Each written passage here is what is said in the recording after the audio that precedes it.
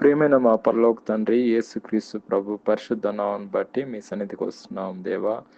ఈ ఉదయకాలన ప్రత్యేకంగా మిమ్మల్ని స్తుతిస్తున్నా తండ్రి. మరొక దినం చూడడానికి ప్రభా మీరు ఇచ్చిన కృపను బట్టి దయను బట్టి మీకు స్తోత్రం నాయన.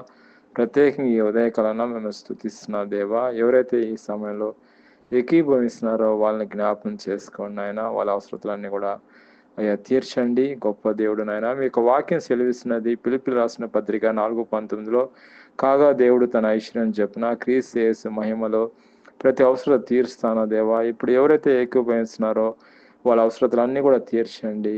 వాళ్ళ అక్కలన్నీ కూడా తీర్చండి. ప్రత్యేకంగా ఈరోజు 10వ క్లాస్ ఎగ్జామ్స్ రాస్తున్న వాళ్ళ విద్యార్థుల కొరకు నేను ప్రార్థన చేస్తున్నాం.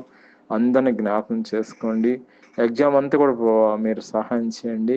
మంచిగా రాయడానికి కృప చూపించండి. ఆశించండి ప్రభా. ఈరోజు ఎవరైతే పెళ్లి జనం జరుపుకుంటున్నారో వాళ్ళని దీవించండి. ఎవరైతే ఈరోజు పుట్టినరోజు జరుపుకుంటున్నారో వాళ్ళని దీవించండి. ఎవరైతే ప్రయాణంలో ఉన్నారో ప్రయాణక్షేమం దయచేయండి. అదేవిధంగా మా దేశం కొరకు నేను ప్రార్థన చేస్తున్నాం. మా దేశాన్ని మీరు దీవించండి. మా దేశాన్ని మీరు ఆశ్రయించండి. మా దేశాన్ని మీరు కాపాడండి. ప్రత్యేకమైన కృపతో నింపండి నాయన. అదేవిధంగా ప్రగడాల ప్రవీణ్ సార్ వాళ్ళ కుటుంబం కొరకు నేను ప్రార్థన చేస్తున్నాం. వాళ్ళ కుటుంబం ఆదరణ కొరకు, ఆయన పిల్లల కొరకు ప్రార్థన చేస్తున్నాం. ఆయన వాళ్ళ కుటుంబాన్ని దీవించమని ప్రార్థన చేస్తున్నాం నాయన. మా యొక్క దేశాన్ని మీరు మరొకసారి ప్రార్థన చేస్తున్నాం. మా దేశాన్ని మీరు కాపాడండి, దీవించండి, ఆశ్రయించమని ప్రభువైన యేసుక్రీస్తుని ప్రార్థన చేస్తున్నాం తండ్రి. ఆమేన్.